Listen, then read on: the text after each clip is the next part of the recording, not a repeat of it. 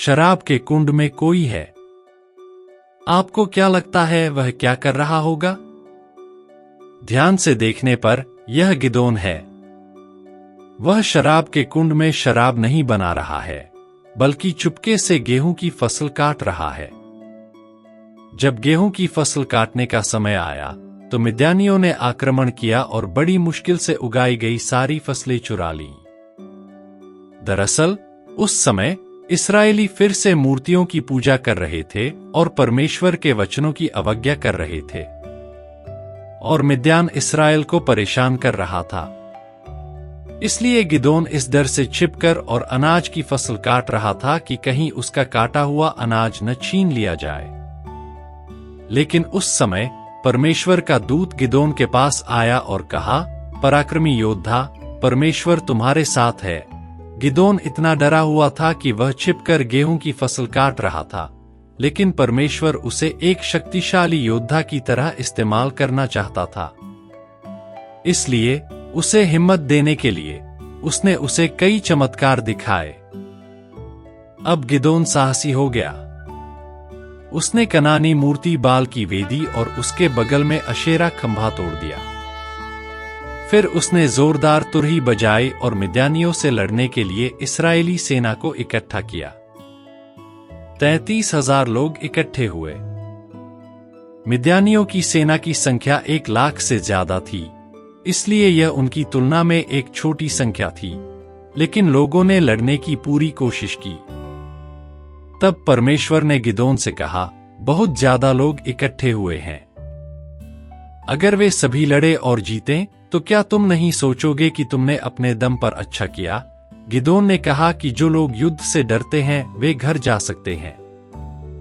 इसलिए 23,000 लोग वापस चले गए। अब केवल 10,000 लोग ही लड़ने के लिए बचे थे।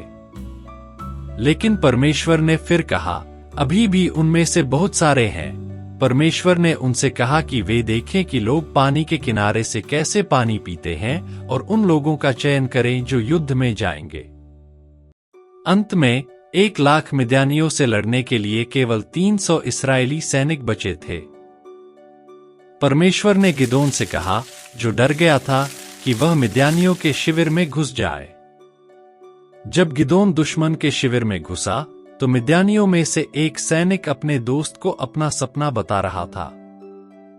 क्या जौ की रोटी मिद्यानियों के शिविर में घुसकर तंबू को गिरा नहीं देगी?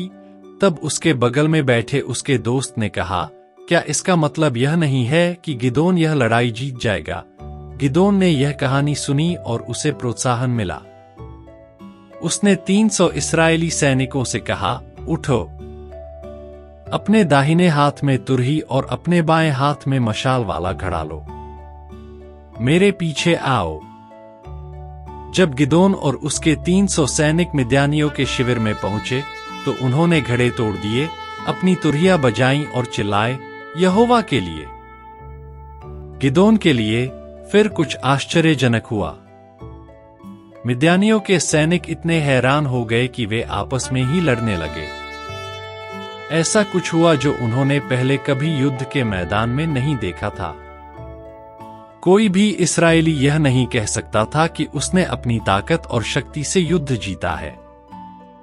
यह युद्ध केवल परमेश्वर की शक्ति से जीता गया था। हर कोई युद्ध लड़ने वाले सैनिकों की संख्या या शक्ति से नहीं जीता जा सकता, बल्कि केवल परमेश्वर की मदद से जीता जा सकता है। गिदोन और उसके 300 सैनिकों की कहानी हमें यह सच्चाई बताती है